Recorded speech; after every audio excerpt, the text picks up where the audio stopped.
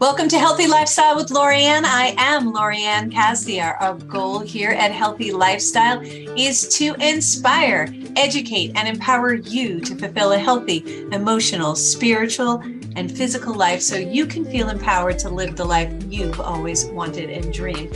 Welcome to the show. I hope you're having a great day today. I know I'm having a good day. I'm sure our guest is as well, or will soon, because we're going to have a lot of fun together.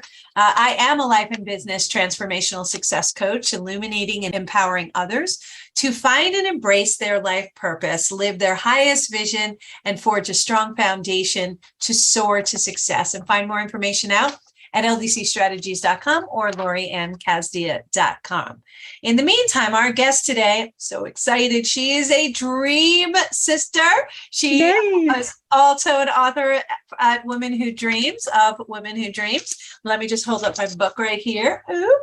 So she is one of the authors as well. And Linda Yang is an experienced, innovative healthcare technology leader who shares her experiences in hopes to inspire others to pursue their own dreams and passions. Sounds like we're in alignment.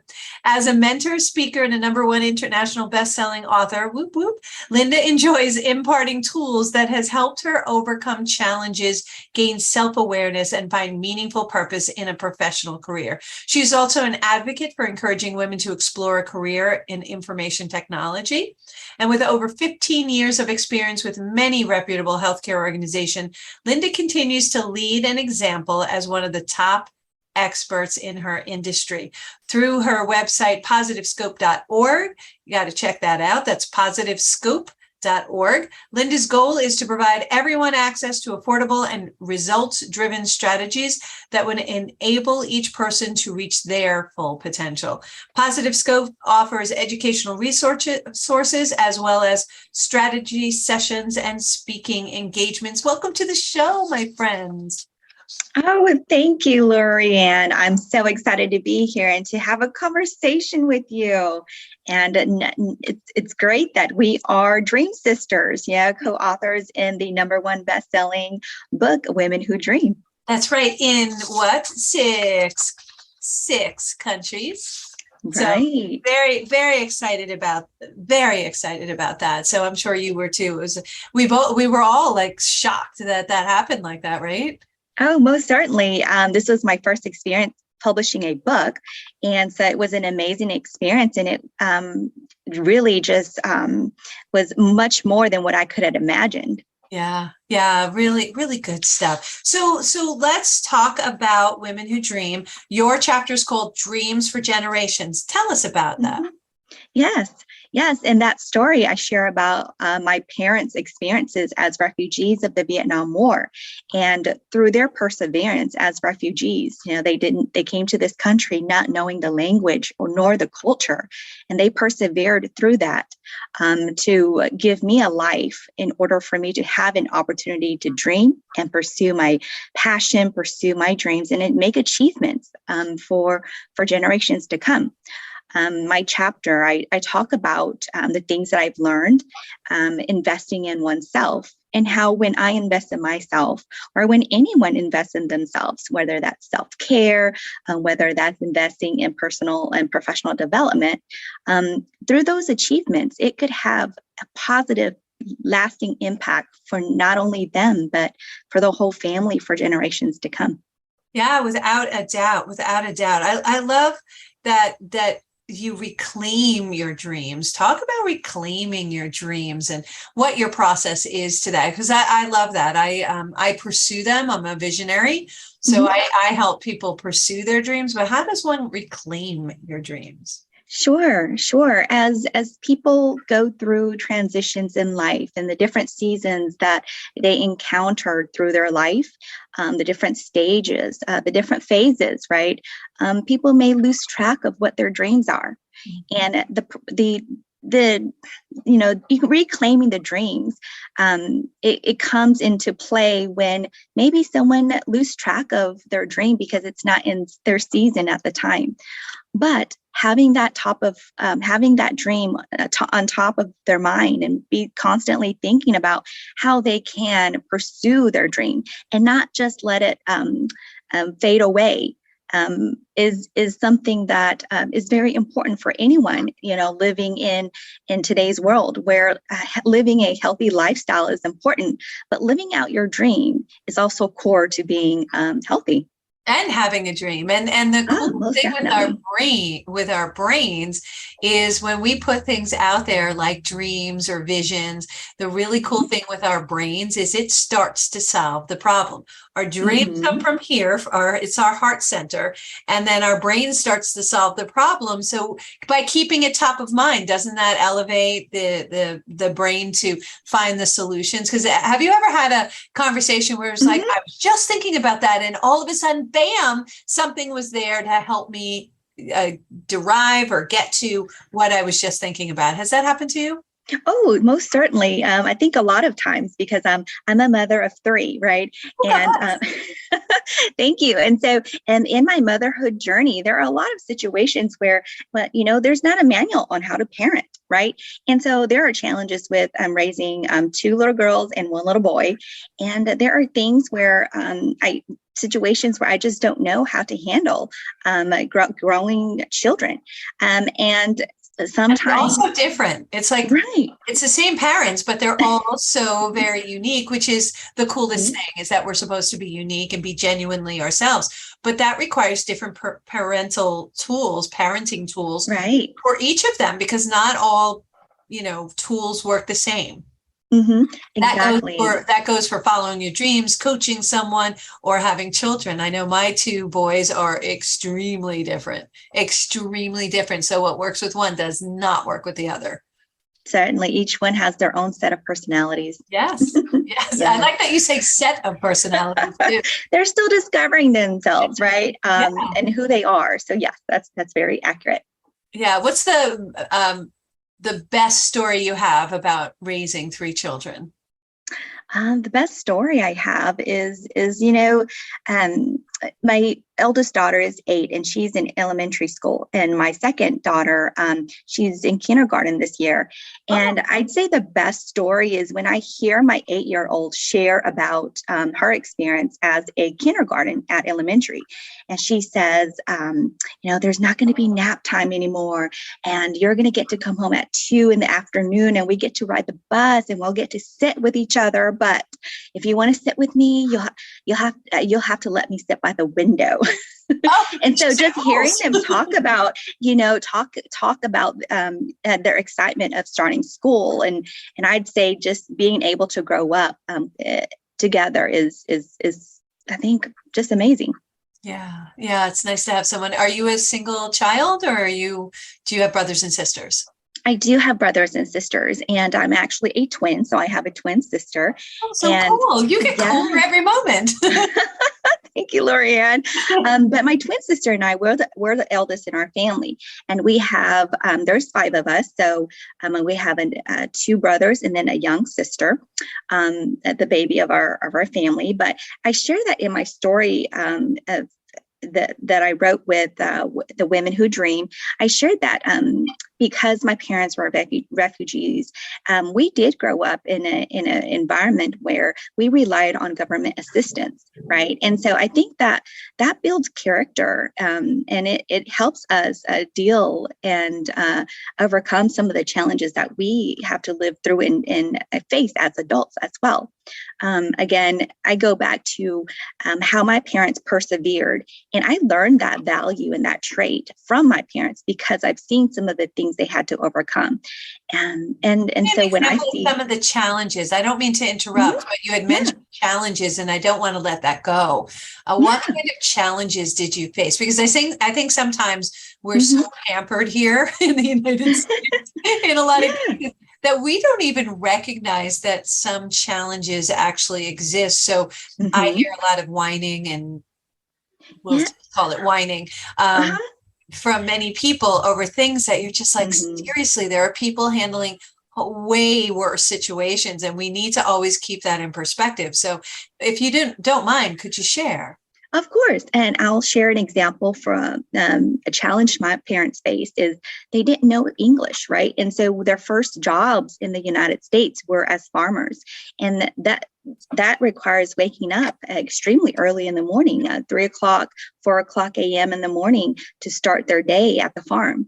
And they couldn't afford childcare. So I remember growing up, before starting school, I would go to the farm with them and just sit and wait for them and play with mud piles, right? Because that was my source of entertainment. Right. And then for me, some of my challenges that I've learned to overcome is, when there are hardships or situations where maybe I've have difficulties at school, or problems with challenges with learning and picking up material throughout school, and even challenges with racism.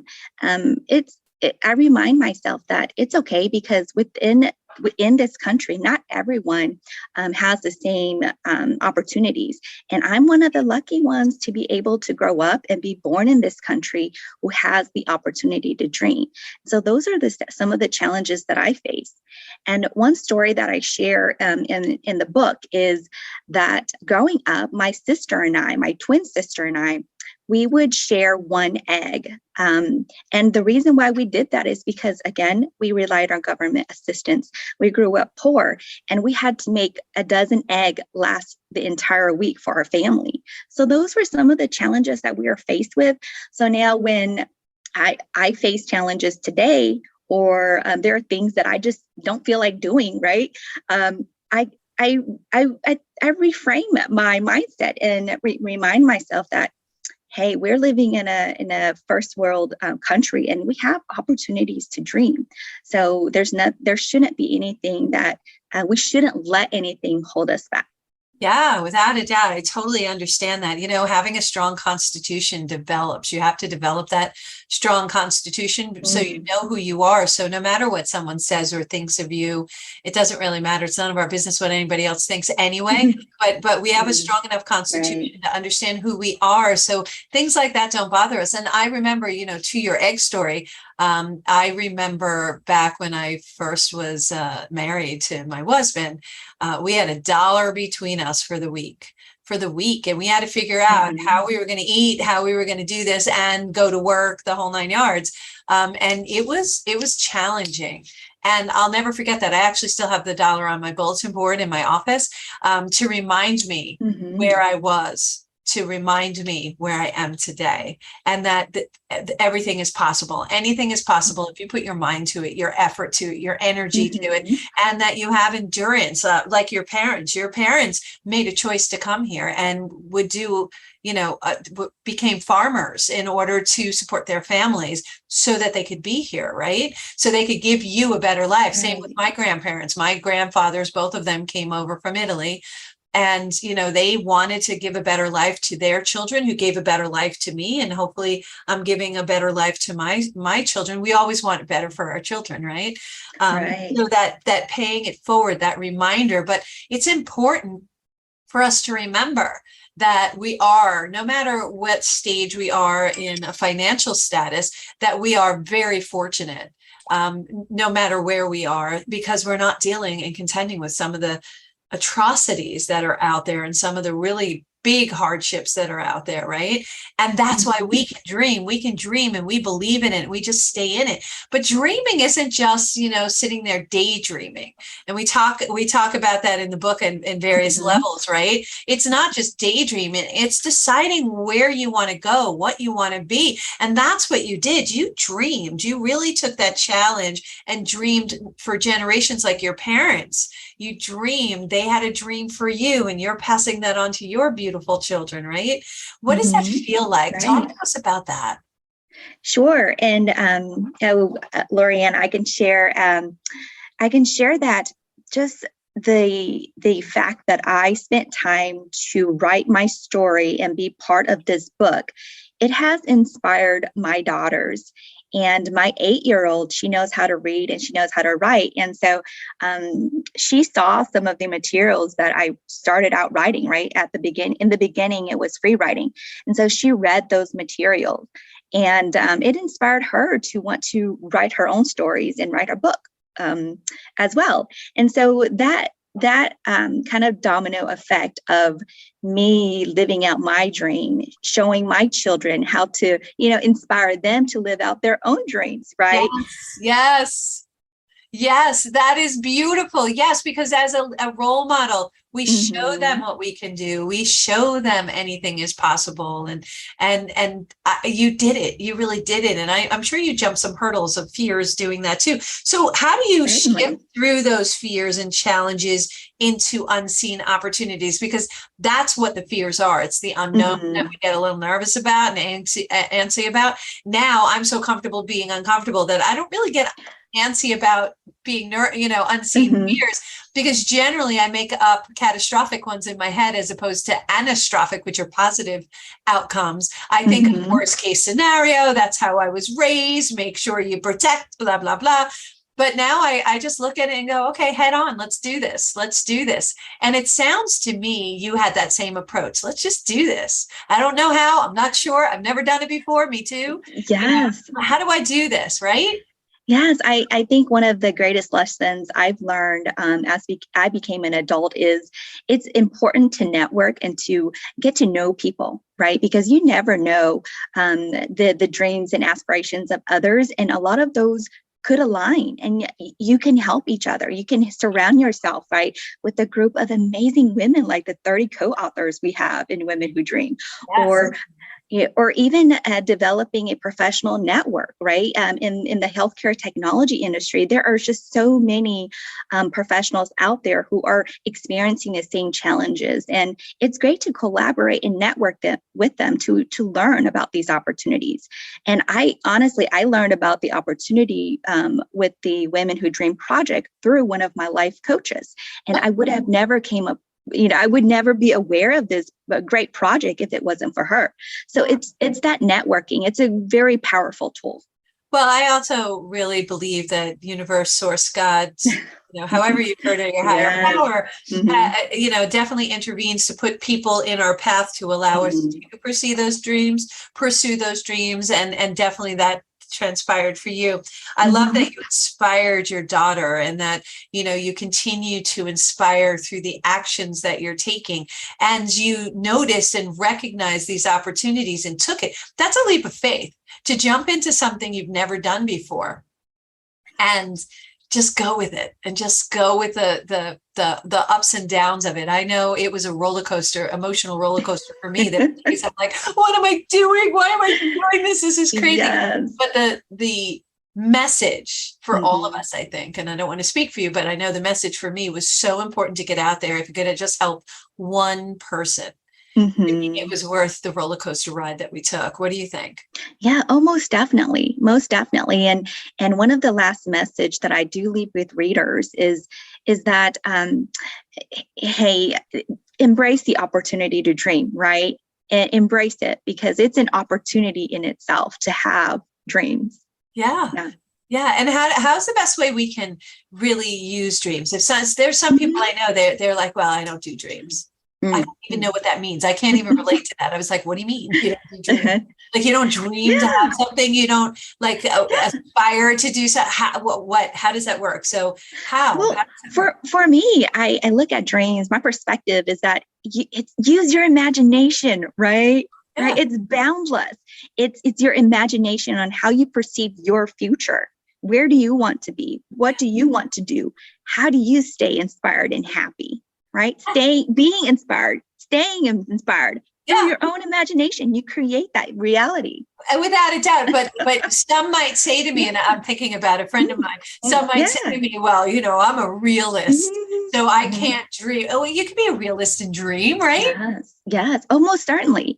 Because, but my perspective is, I can just stick to being a realist, but God, that'd be so boring without some imagination placed in there. Pepper it in there. We got to salt it up, right? And gosh, wouldn't it be nice if, and how can I do this? And it's something that makes me passionate, right? So I can't imagine life like that.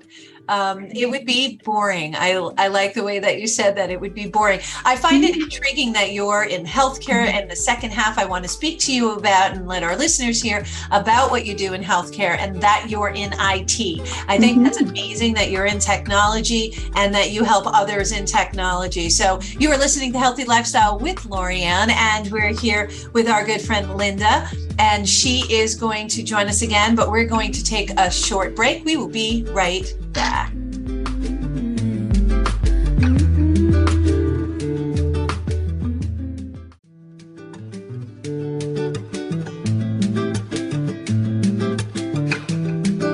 Welcome back to Healthy Lifestyle with Lorianne. I'm so glad that you're joining us again. I would like to say to you, if you want to be a guest or lift up your business, your product, your non-for-profit, or if you just have questions and comments, feel free to email us at healthylifestylewithla@gmail.com.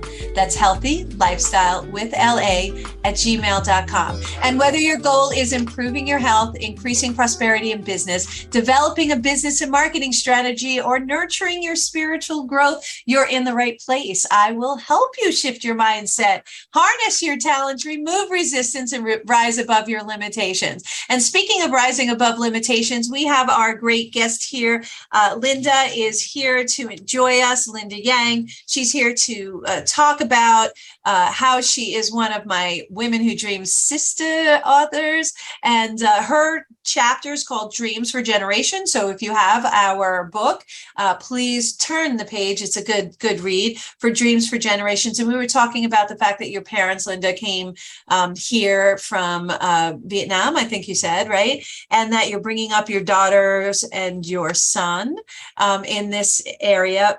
In the United States, and it's really we're very lucky and fortunate in the United States, without a doubt. But what you do is amazing. What do you do in healthcare? Help us know a little bit more about you. Yeah, Lorianne, thank you for that wonderful introduction. And I am very excited to be here to share kind of my experience in the healthcare IT field, right? Because oftentimes when we think about healthcare, we think of the doctors and the nurses and the people at the bedside caring for patients. But magic behind the scene to make all that happen. Most certainly. And it has become more and more important. And as in recent times is the technical field, the IT field, that really is the powerhouse of the operations for any hospital, any healthcare organization, right? Nowadays, as patients, I'm sure when we walk through the hospitals or even at the doctor's office, we see that computer, right? We see that those tablets that the doctors and the nurses are using, or even when we go into to check in and register. So all that is wrapped with the IT department at a healthcare organization. Yeah. Making sure all of our charts are together and all of our information is contained and protected. So we have a lot of things called HIPAA laws that make sure that we have privacy and that information gets shared. I think it's amazing how technology really ramps up our ability to get healthcare, proper healthcare, make sure that the information from before, and I love the fact that they always check, do you still have these allergies? And that for me as a patient, it makes me recognize, that. Okay, that's good. So we have a connectivity there to know, okay, we're all on the same page, and you do the magic behind the scenes to make sure all of those operations work and the procedures work, and they're able to send the notes over to the doctors or the notes over to the PA. I know my brother is a doctor and he has a bunch of PAs, and he uses his IT department, and it's like the resources are amazing. What's your favorite part about what you do? I think that my favorite part is making sure that it's operational, right? Right. Because that definitely drives and impacts patient care. I really think that the past several years with the onset of COVID, it has certainly made the progression towards digital health and the technology space of healthcare to ramp up. Right. At this point, hospitals and healthcare organizations, even in the outpatient setting, they are making sure that they hit all of the regulations that are coming forth. And that's certainly very important. in my experience in the past 15 years, at one point, hospitals were just implementing EHR records, right? Those electronic healthcare records. And that's really how I got involved in healthcare IT. Because I think I still, at that point, I still had the perspective of healthcare being only doctors and nurses. Yeah. So I love that you have that new perspective. But I find it interesting that you're in IT and yet you're speaking about dreaming and things like that. And even with medical and health, people have limiting beliefs, right? Right. So let's just swing back for a second. And how do we break through limiting beliefs? Limiting beliefs that it's only doctors and nurses, limiting beliefs that we can only do this, that, and the other thing, limiting beliefs that we have to be a realist and we can't dream. How do we work through that? Oh, that's an interesting question, Lorianne.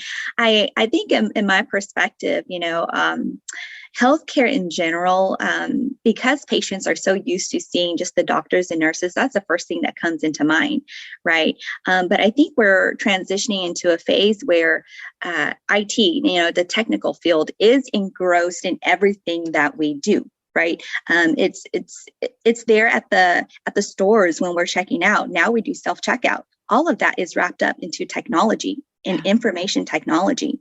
To make it faster, right? Faster, more right. efficient. It's supposed to be, that's what our goal is, to make it faster, more efficient, and not utilize maybe human power to do something a computer could do, so that human power can do something that's more only associated with humans, right? Right. Certainly, technology is there to enhance the process, to make it more efficient, to automate as much as possible, and also help remove some of that human error that could occur. Right. Yeah. That's why they write on us. Right arm. Right. Okay. Exactly. Making job. sure it's the right arm. Yeah. And they recheck, they check back in to make sure, and they're checking with the data that they have on the computer that they're looking at. And to me, it's amazing. I mean, I always say, unless it's in the little box, I don't do it, because if it's not on my schedule, I don't know what I'm supposed to do. And to be able to, I don't like repetitive tasks at all. So I use my computer, I use my system, I use my IT people to fix this. It's like, listen, it's repetitive. I'm doing the same thing. Is there any way we can automate this?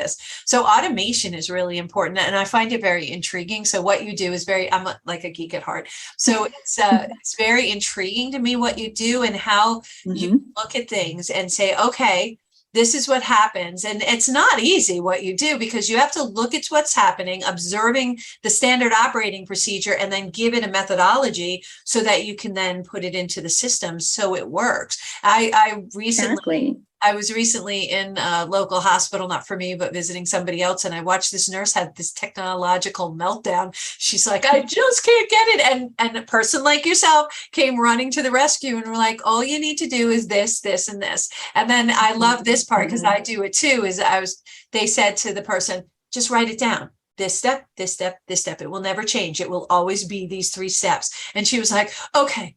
And then later, because I was there for a long time, later she was doing it again. She goes, yeah, I got this step, this step, this step. Right. So when you have that brilliance behind you, it's really enjoyable to watch the process be empowered, right? And through empowerment, we gain fulfillment, right? So certainly. Yeah. So, and that's what you do with your chapter, Dreams for Generation. I think you really empower people to have those dreams and to embrace them and to follow them. Sure. Most certainly. And I see there is a gap within the healthcare technology area where there are a lot of just male figures in these professional roles, right? And so something that I advocate for and really encourage around is women, advocating for women to take a look at some of these career pathways. Yes. Exactly, right. And although the field may be dominated by male figures at this point, there is a lot of organizations who empower women to pursue these fields, because we're good at it, right? Not only that, but it's always helpful to have the individuals who are at the forefront of these developments to kind of mirror and reflect the patients or the population that are utilizing these services. The doctors and nurses as well. Yeah. And that's why we have the STEM programs out there to really Mhm. empower young women to get into the field. I think women are fierce in this field. No offense to men. I think they're fierce too on their own right. But the thing about women is we're very detail oriented and we can multitask only because inherently we're used to taking care of the kids and doing the cooking Mhm. and doing. So we have to do 12 things at the same time because one, there is not enough hours in the day to separate it all out. And two, when we bring those tools into the workplace, when we bring those tools to computers, it just makes sense. It really makes sense. And we're very, some might not see this, but we are very logical beings. We have a lot of emotions, but we are very logical beings. And that intellect is important. So it doesn't matter male, Mhm. female, it just matters that it's something you're passionate about, and you are clearly passionate about IT and helping the health area expand and be better at what they do and take some of their antiquated procedures and really bring Mhm. them up to speed. I mean, I've seen some amazing things. We live by Stony Brook University, and I've been able to have the good fortune of going in, seeing some of their science that they're doing, the being able to operate and practice operating with the robotics that we have here is Mhm. mind blowing. This is not sci-fi. This is not a movie. This is real No. stuff happening, and that's all run by technology. That's all a program written Mhm. by IT. Oh, most certainly, most certainly. And these things, they happen remotely as well, right? Doctors could be in a different location operating these robotics, holding the surgery at a separate location. So How crazy is these that? are not right. These are not sci-fi movies anymore. It's happening now today. How Mhm. how crazy is that? Give me an example of like something that just blew your minds when you were just like, I can't even believe we're doing this. Like you want to pinch yourself and say, is this really happening? Oh, well, this is very simple. And it's one of my very first encounters that really intrigued me is being able to predict if a patient is going to miss their appointment. Right. It's so simple, Stop but it. How? we can actually predict and have a percentage on how likely a patient will miss their appointment. Yeah. And how does one predict that? There's a lot of data Now science I and want to mess with your algorithm. No, I'm right, right. There's a lot that goes in it to determine this percentage. But because we are able to percentage the likelihood of this, we have proactive action to call this patient to ask the necessary questions on, do they have the transportation? Is there something else that may cause the delay or them to miss their appointment? And so proactive action can happen because we're able to gain this knowledge. That's amazing. So you text them, you follow up, you make Mm-hmm. sure that, yeah, when we feel taken care of, we're less likely to just blow it off.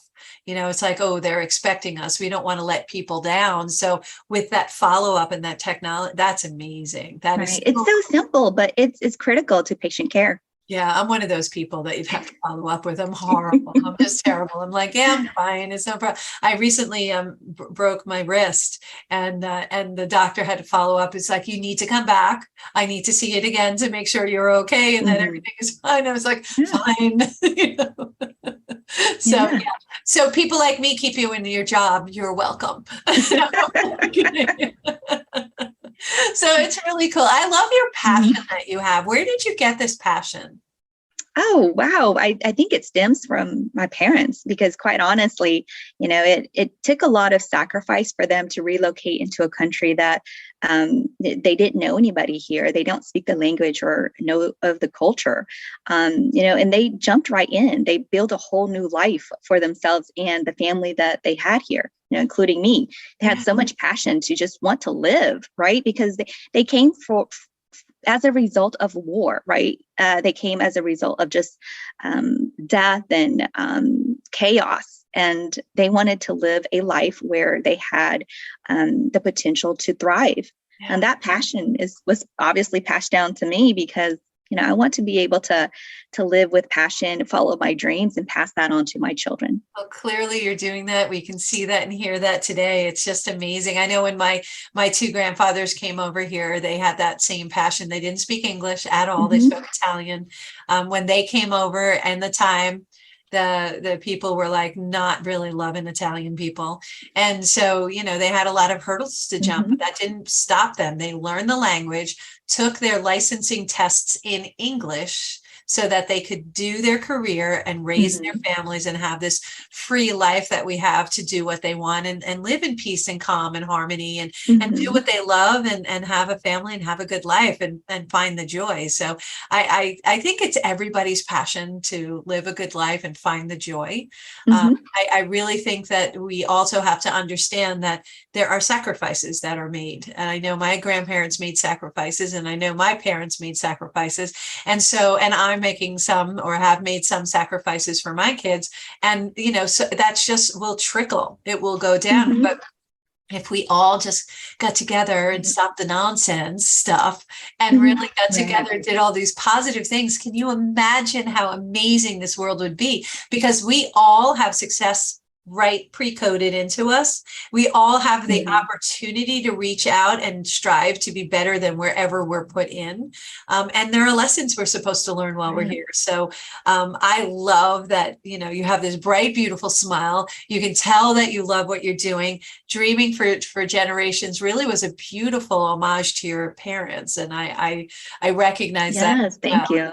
It was really beautiful that you captured that and that you role modeled for your daughters that, and your son, but mostly, your oldest daughter is at that ripe age where that creativity comes in and they start thinking about what they want to be like. So you're such a good role model. I'm so honored to have you here. I can't even articulate it properly, but one of the questions I love to ask my guests is, what's your why? Why do you do what you do? We know why you're passionate, but why do you do what you do?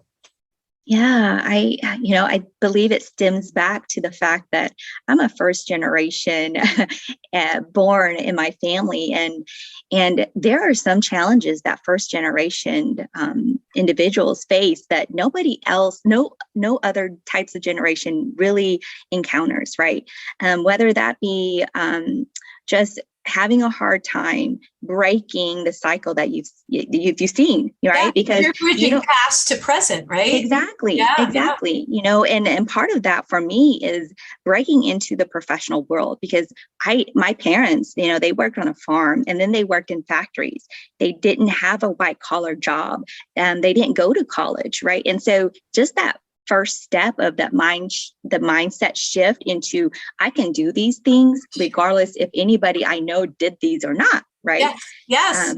It's very powerful. And so I want to be able to offer some of these resources and tools to people, kind of in the same boat that I'm in, whether that be first generation born in the United States, first generation to break addiction, first generation to break abuse, or whatever it may be. It's just the first generation to do something awesome, and anyone can do something awesome. Yeah. Well, and it's the reason why first generation is so hard is you don't have that role model that a second and third generation would. I mean, I had the role model that my parents, they did what they needed to do to make sure that we, lived and thrived. They took risks. They really worked really hard. And they set us up with these really stringent self principles that allowed us to have the fortitude to just keep, doing and not blaming, not making excuses, but doing, finding a path, finding a way. So I love that you do this. I love that you were able to, and still do, no doubt, bridge between what was and what is, because I'm sure there's language issues that you contend with. I know my grandfathers used to speak to me in Italian, and I'm like, I got nothing. So, and they would, cobble it together with the cute little accents that they have. But that's what we do, and how to, why we have the traditions we have, and some of them are just wildly bizarre to other people. So I want our listeners to think about, what would it feel like for you as a human to go to another country you know nothing about? Right, exactly. No, don't know the language, don't understand their culture, know nothing about it, and go in there. what would that feel like? What would that look like? And then remember that when we meet people that we haven't met before. So I've been very fortunate. I've been around a lot of different cultures. It just doesn't, I'm intrigued at everybody's cultures, but the only difference I see between humans are good humans and bad humans. Other than that, I really don't see a lot of differences. So it always amazes me when people react very scared, and their scared reaction is to push people away from them. But that's not very inviting to our guests coming into the States, right? Into our country. Yet when I go to Italy, I know that I learned their language out of respect, and I was speaking Italian over there. Actually, in one place, they gave me a compliment and said they thought I was from there. They were speaking Italian to me, and they were speaking the English to the people behind us, and I'm like, could you just tell us what you just said? And they were like, oh my God, we didn't know. So that was a compliment. But out of respect, I learned their language, but they would speak English back to me, and I was just like, no, I need to learn your language. I'm in your country. So I want to learn all about your culture. And which is my culture. It's my historic culture. So it was beautiful. But thank you so much for being on. Thank you for being who you are. Dreams for generations and women who dream. You superstar, you really helping people jump those challenges, reclaiming their dreams. And how can people get in touch with you if they want to get in touch with you? Yeah, they can check out the website, positivescope.org, and reach out to me that way, or just email me, lindayang@positivescope.org. Positivescope.org. We definitely want to see people hit that. So check out Linda Yang. She is unbelievable what you're doing. Your Dreams for Generation. We'll love to have you come back. Give us an update of where you are in your journey. And also when your daughter finishes writing her books, let's bring her back on too. Let her do this interview as well. So I thank you again for being on today. Thank you all for joining us today on Healthy Lifestyle with Lorianne. I know you have a lot of choices, and it really, really touches my heart. Thank you for making us your choice right now, because you could be spending your time anywhere you'd like. I want to again thank Linda Yang for being on Positivescope.org. Positivescope.org, right. And if you're looking for a business coach, accountability strategy, direction, a sounding board, someone to help streamline your business or more, or you're not sure what you want to do, feel free to reach out to me at 516-983-3591, or let's see if there's a good fit, or reach out at ldcstrategies.com, and I certainly can help you soar to success. Thank you again for joining us on Healthy Lifestyle with Lorianne. See you next time, next Saturday, 3 p.m. Until next time, play a higher role, serve a higher purpose, show up for you, and what? Show up big. Have a great day, everyone.